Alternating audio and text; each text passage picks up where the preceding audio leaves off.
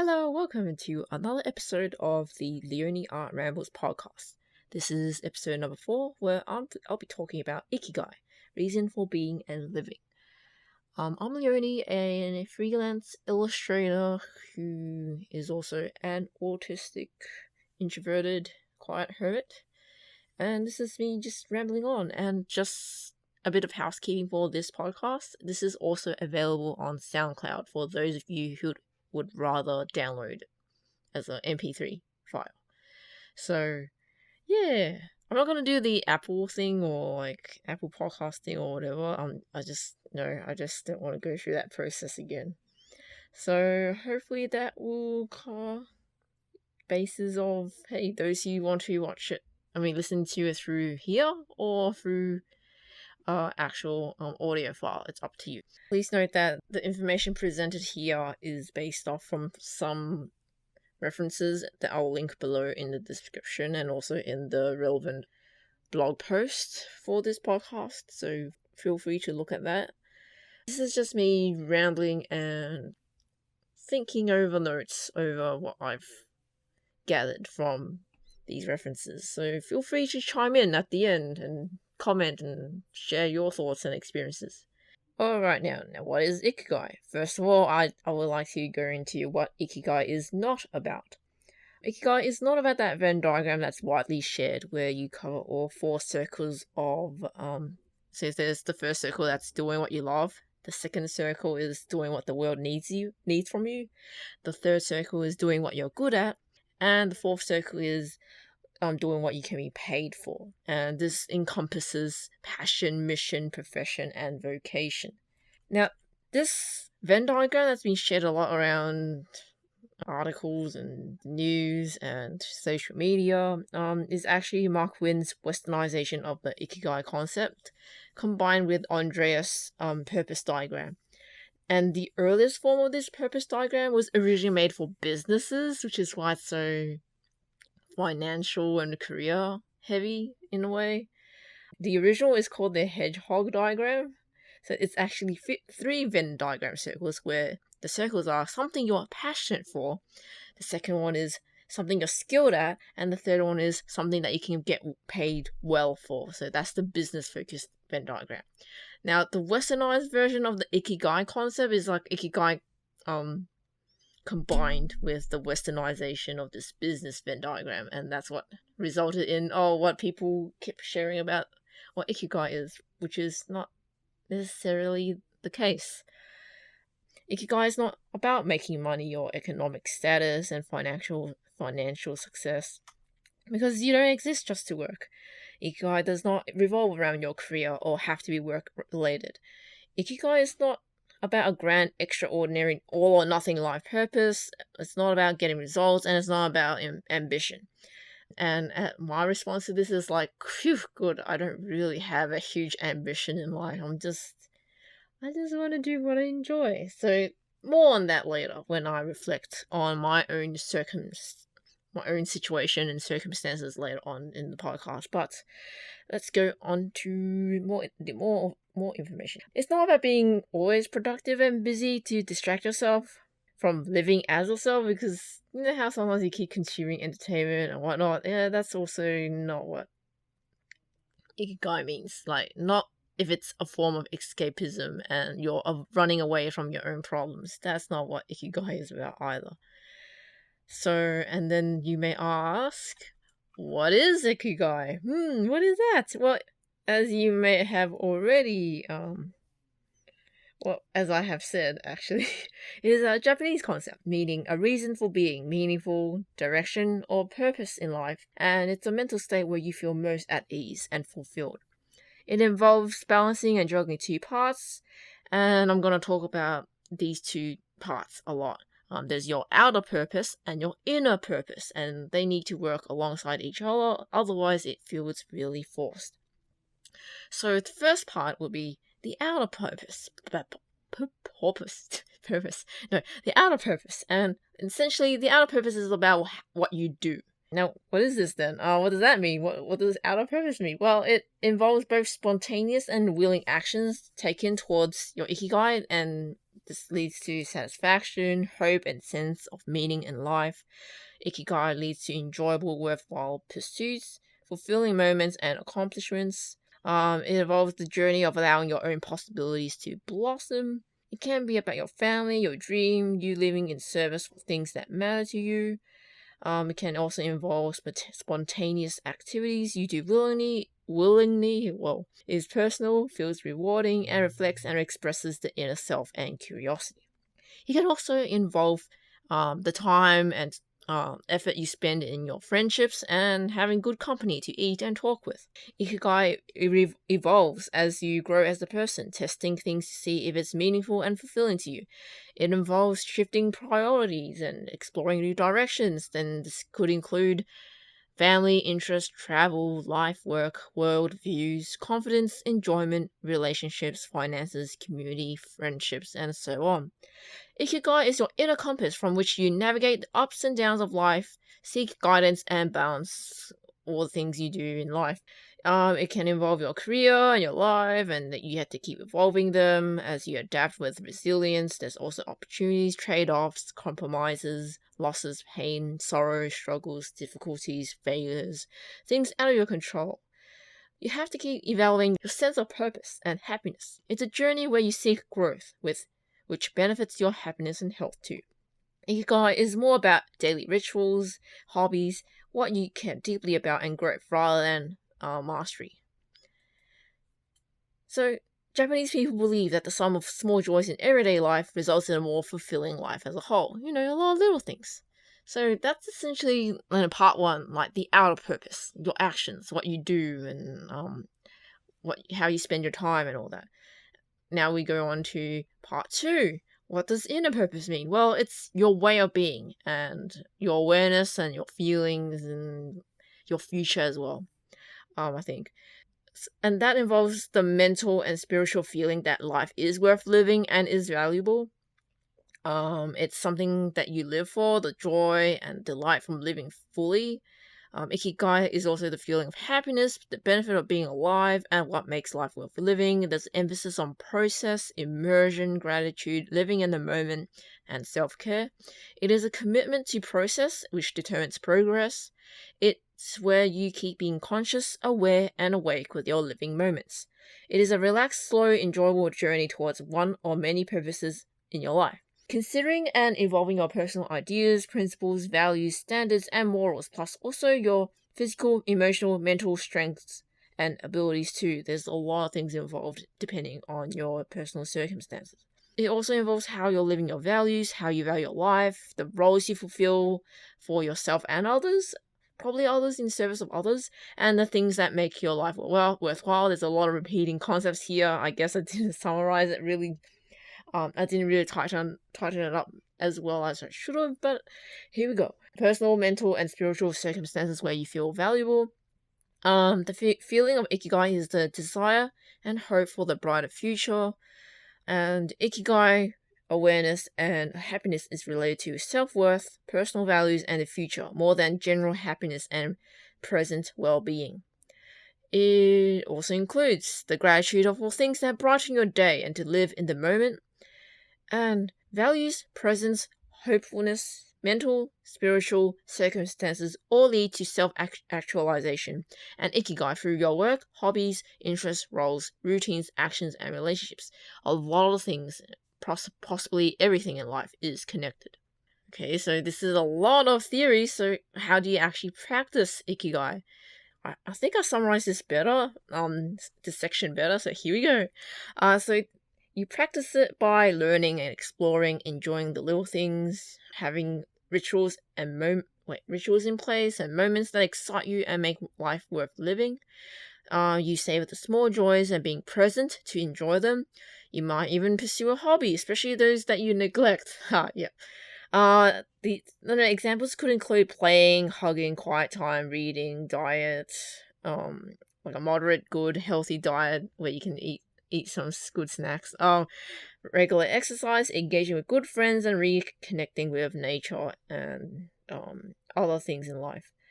Another thing you could do to practice Ikigai would be to have a support system, improve your relationships, and communicate with a significant other or person and offer them help and or company.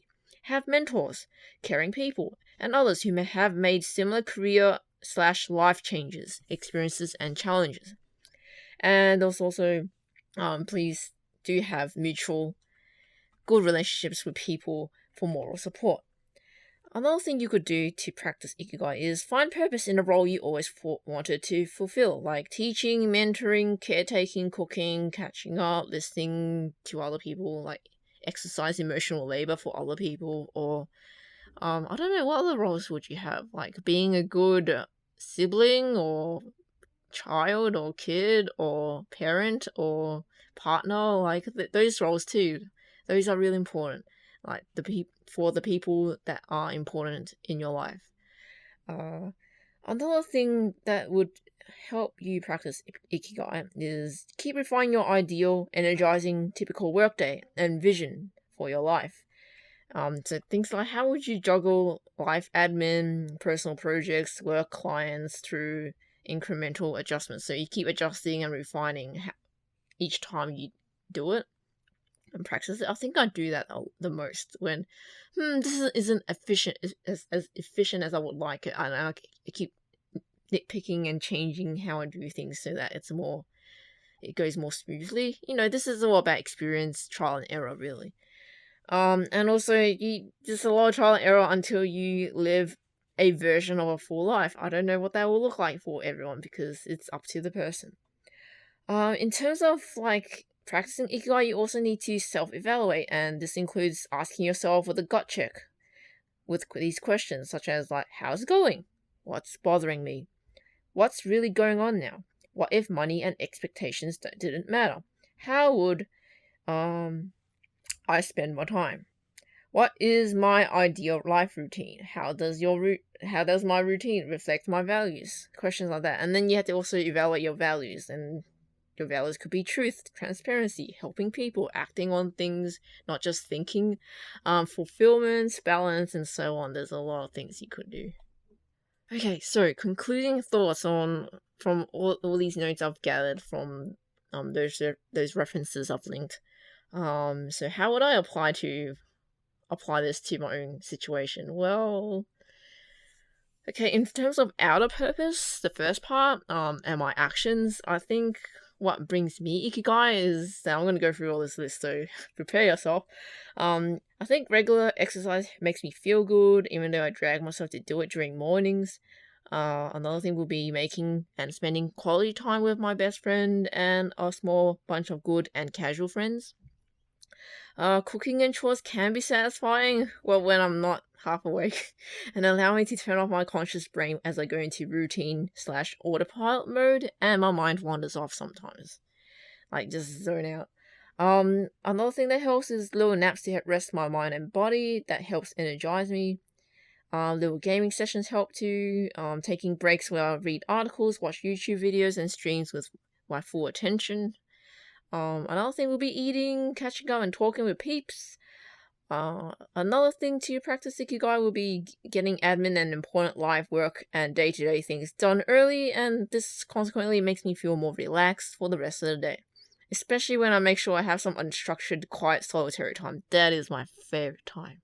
Where I can do whatever I feel like and go in flow and just focus on doing what I want to do. Because being able to go into deep work mode is great. Another thing that helps is like a good cup of good, relaxing tea or hot chocolate or soy milk. Another thing would be, eating a sneaky little snack. A little comfort food. Not too much. It's scary sometimes when you're stressed out and you just want comfort food around. So yeah, if you're in danger of eating too much comfort food like me, don't have junk food easy at arm's reach because it'll be gone if it's that easy to access. Back to what was I? Another thing that helps me practice Ikigai would be like in terms of doing and actions would be learning things and progressing as a person, artist, and for fun. getting and giving hugs with people I care about is great, and I don't know, emotionally fulfilling. Like, you feel cared for and loved. It's nice, warm, fuzzy feelings, right? Hugs. What else? Another thing that brings me Ikigai would be blogging about my journey, thoughts, feelings, and what I've been learning and consuming. Another thing that helps is deep breathing and taking in the moment, letting my mind wander. I don't know if this is mindfulness. Maybe. Practicing mindfulness, yeah. Maybe you can look into research into that. I don't know. Another thing that helps me would be calming background or game music or a podcast that plays in the background. And then lots of doing things that I generally enjoy and little things to take care of myself. So things like face mask or washing your face or all that stuff. I think I can't think of any on the top of my head. I'm stumped. Okay, and the last thing that you need to think about that I'm asking you: what little things or activities bring you bright, good, worthwhile, hopeful feelings of Ikigai? Like, what brings you those good, meaningful, purposeful feelings? And you don't really have to answer, but just something to think about at least. Or you can share below. It's up to you.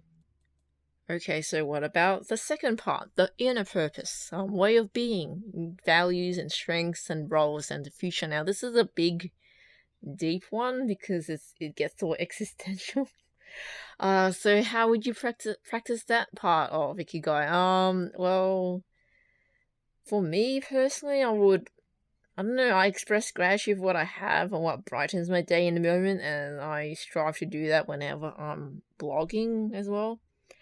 Another way I do this would be being immersed and progressing with what I create and what I'm learning. Another thing would be consciously being okay with what I look like, embracing my looks and body as it is. And if I'm feeling shameful or uncomfortable, that's valid too. Like, it's hard body image. I don't know. I don't have good advice. I'm not experienced in that area or this area, but yeah, I'm not really feeling great with what I look like, but hey, I'm a hermit, no one sees me.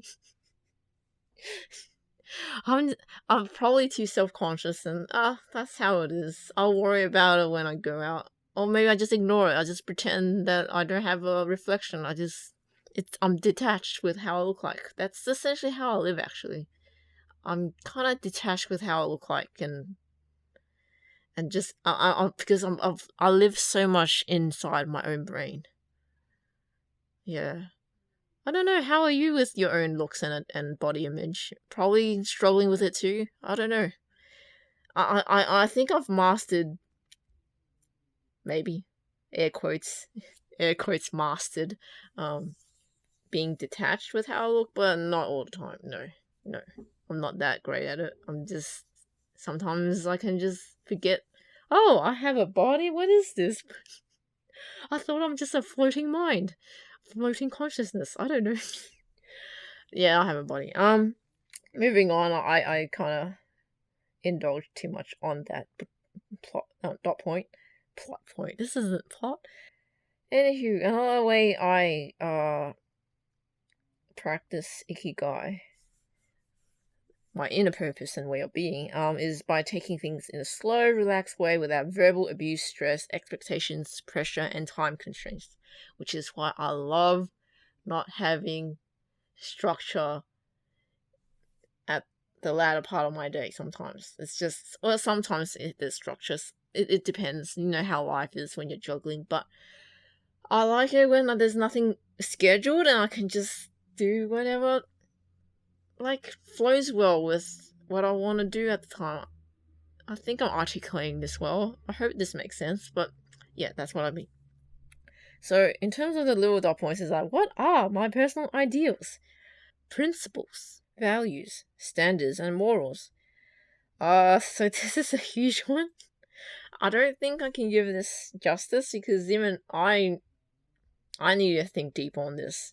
But what I do value is reliability, communication, honesty, compassion, empathy, patience, understanding, not being manipulative or deceptive, hygiene, respecting each other's boundaries and space, opening up and owning to our feelings when it's safe and worthwhile to do so with someone that you trust, looking into more perspectives and research before judging people or others, kindness from a genuine place, so not out of obligation or niceness, doing things that feels true and right, so gut feelings, respecting our own feelings is very important too, mind and body, taking care of your mind and body, and another thing would be doing our best in what we create and being able to let go if things aren't working out or friendships or relationships aren't working out. It's just, it hurts, but it's better to be honest and let things go and, go our own way and